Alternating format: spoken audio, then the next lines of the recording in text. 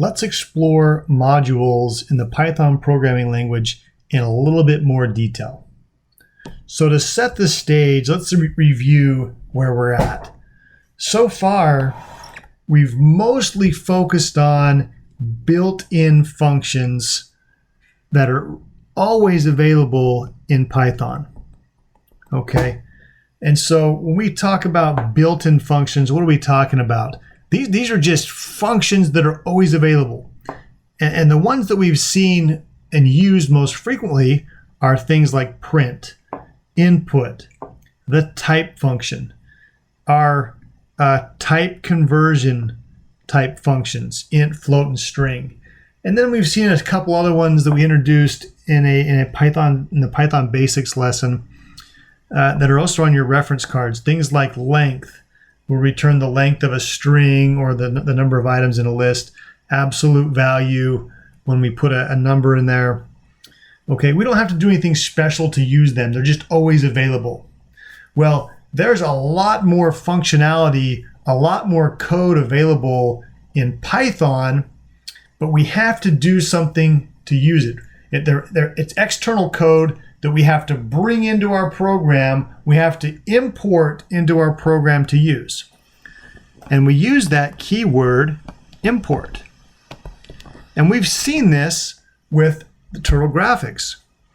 If we want to use code someone else has written, they've written all this stuff that does all this cool turtle functionality, we want to bring this into our program, we simply import and then we stick in the name of the module.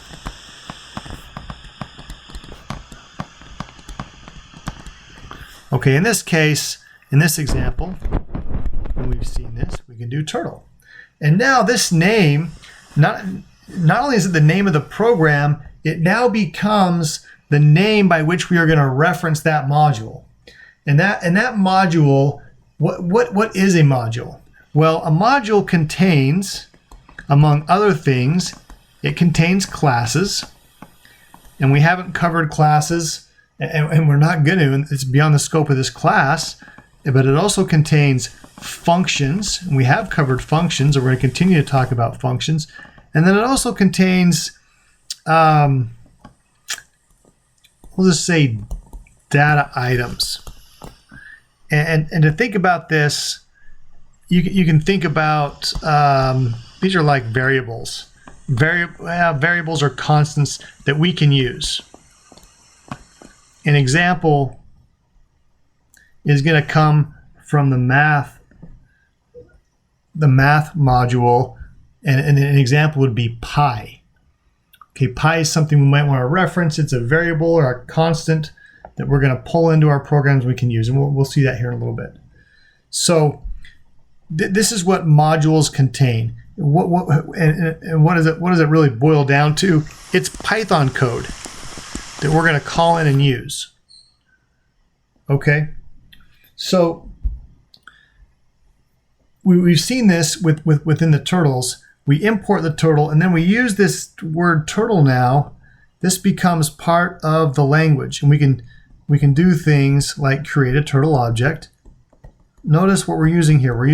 This is the module name, and this is actually a class name. It's the turtle class. We're creating a turtle object from the turtle class. We've seen this in another class, and that's the screen class. Okay, but the thing I want you to point out here is that this turtle and this turtle, that's the same turtle. Okay, this is the name of the module, and it's how we reference the module anytime we're gonna use that in the future of the program. Okay, so I just want to show an example here. I'm going to pull this over. This is python.org, and if you haven't taken the opportunity, it's worth taking 15 to 20 minutes and exploring this site, particularly the documentation section.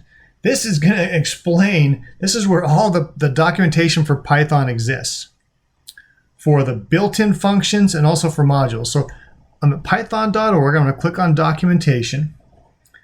And then what I'm going to do, notice down here, Python 3 resources, 3x resources, there's this module index. So I'm going to click on this. These are modules that are available to me right now. I don't have to download. All I have to do is simply import them and I can use them. So take a look at this list. It's quite extensive. This is code that's available to us. If we wanted to do stuff, for instance, using a date time in our program, well, there's code written to do date time type stuff. If we wanted to do some email in our programming, here's an email module. We can do some email stuff. And again, I'm not going to go through all of this, but you can take a look and there's a lot of cool stuff. A couple we're going to talk about this lesson. One is the random module, and that's going to provide us some functionality in developing random numbers. Okay, the other one we're going to dive into is the math module. Provide us a whole bunch of math functions. And just to point out the one that we've already used, if we wanted to find out more about the turtle module, we could click on turtle and we'd see all this stuff available. So let's just click on math, for instance. And again, this isn't, the point of this video is not to teach you specific modules, but just to let you know there's modules available. So now within the documentation is really important. If we learn how to use it, it can really tell us a lot of cool things. It tells us all of the different functions that are available within this module. Things like greatest common divisor. There's code for that. We can pass in two values, and this module, this function within this module, will return the greatest common divisor. Pretty neat. There's stuff about, let's find another one that might be kind of cool. Truncate. There's some exponents. We've seen that there's a built-in operator. There's some logarithmic functions, some square root functions. Here's some trigonomic functions. Anyway, you get the point. A lot of functionality here. We don't have to write the code to do this stuff. It's already available to us. How do we use the math module? Well, it's just like the turtle module. We just simply import the module into our code and we can use it.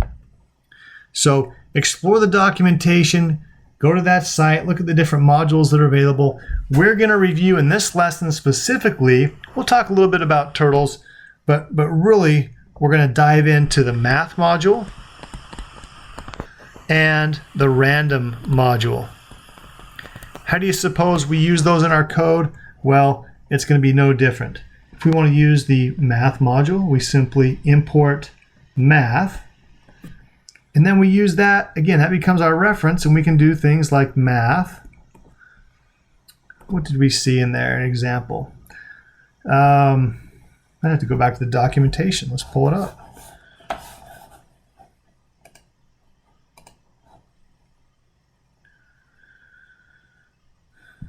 Well, there's that GCD we talked about. So now I just use this dot operator and GC greatest common divisor, and I could pass in two integers here.